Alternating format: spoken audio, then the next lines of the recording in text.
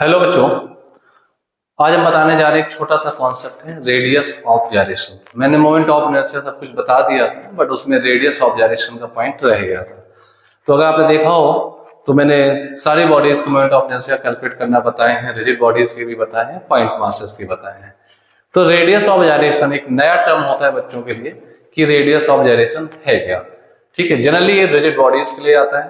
तो जैसा कि आप देख पा रहे हैं रेडियस ऑफ जाइरेशन, आप इस डायग्राम में देखें तो ये आपके सामने एक रिजिड बॉडी दी हुई है। ये कोई भी एक रिजिड बॉडी है, रिजिड बॉडी, एक अनडेफिनेट शेप की कोई एक रिजिड बॉडी दी हुई है। अब इस रिजिड बॉडी का किसी एक एक्सिस के अबाउट एक मोमेंट ऑफ इनर्शिया था। अगर मैं एज एन एग्जांपल कोई एक रिजिड बॉडी ले लूं, सपोज मैंने एक स्फीयर ले लिया, सॉलिड स्फीयर, इसके सीएम से यहां से एक लाइन पास हो रही है, यानी इसका डायमीटर है। इसके अबाउट ये एक सॉलिड स्फीयर लिया मैंने, सॉलिड स्फीयर, इसका मोमेंट ऑफ इनर्शिया आईसीएम जो होगा वो 2/5 mr² होगा। 2/5 mr² होगा। अब मैं चाहता हूं, जैसे यहां दिखाया गया एक रिजिड बॉडी का जो भी मास था उतना ही मास मैंने पॉइंट में दे दिया, यानी उसको रिजिड बॉडी को as a point mass assume कर लूं।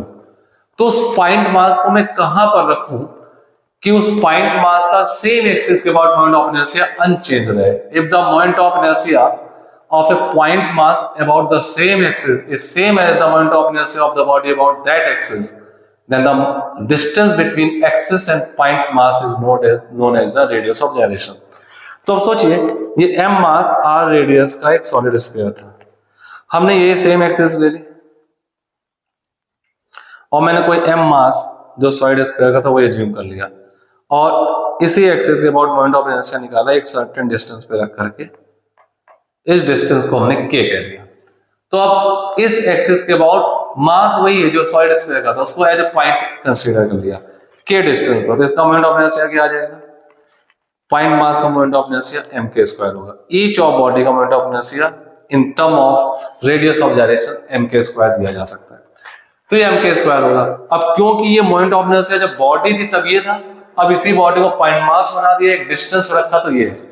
तो यही डिस्टेंस इंपॉर्टेंस रखती है, किस डिस्टेंस पर रखें कि ये मोमेंट ऑफ इनर्शिया जब बॉडी पॉइंट मास में कन्वर्ट हो चुकी है और ये मोमेंट ऑफ इनर्शिया जब बॉडी अपने बॉडी शेप पे थी।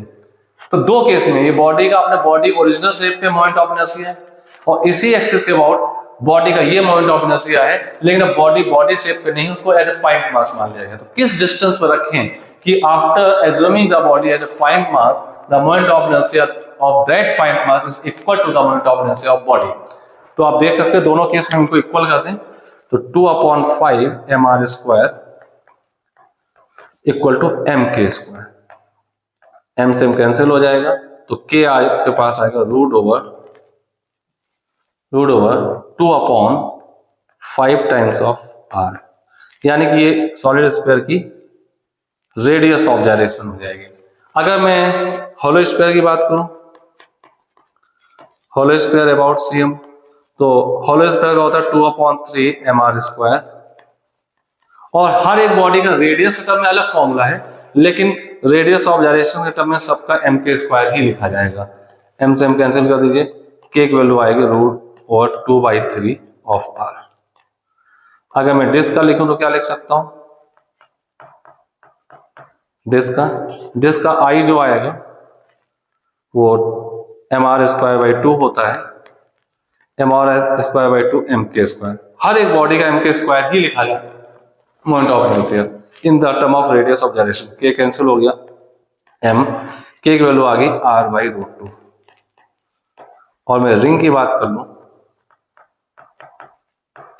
रिंग के लिए मोमेंट ऑफ इनर्शिया होता है mr² और इसको भी mk² करेंगे, mm कैंसिल, तो रिंग के लिए k और r सेम होते हैं। ठीक है, तो इस टाइप से देखें, हमने रेडियस ऑफ जाइरेशन देख लिया। तो रेडियस ऑफ जाइरेशन है क्या? पूरी बॉडी के मास को आप एक पॉइंट मास एज्यूम कर लीजिए, तो पूरी बॉडी का जो भी मोमेंट ऑफ इनर्शिया है वो सेम है moment of inertia of point mass about the same axis अगर होता है तो उस पॉइंट मास की एक्सिस से जो डिस्टेंस है उसी को रेडियस ऑफ जाइरेशन कहते हैं। इतनी बात क्लियर हो गई। तो ये आपके पास था रेडियस ऑफ जाइरेशन, एक डिस्टेंस थी यानी रेडियस का सब्स्टिट्यूट था। इससे फायदा ये होगा कि हर एक बॉडी का in term of radius of gyration, तो आप देखें तो मोमेंट ऑफ इनर्शिया सबका एम के स्क्वायर है, उसका देखें तो एम के स्क्वायर है, हर एक बॉडी का एम के स्क्वायर लिख सकते हैं, ठीक है। लेकिन यहाँ एक दिक्कत और आ जाएगी कि आपको के इन टर्म ऑफ आर सबका अलग है। रिंग का आर है, डिस्क का आर बाई रूट 2 है, हॉलो स्क्वायर का 2 बाई रूट 3 आर है और सॉलिड स्क्वायर का 2 अपॉन रूट 2 बाई 5 आर है। तो ये आपको याद रखना चाहिए। तो ये छोटा सा टर्म है, हर एक बॉडी का moment of inertia m k square लिख दीजिए, एम कैंसिल होकर के की value in term of radius आ जाएगी।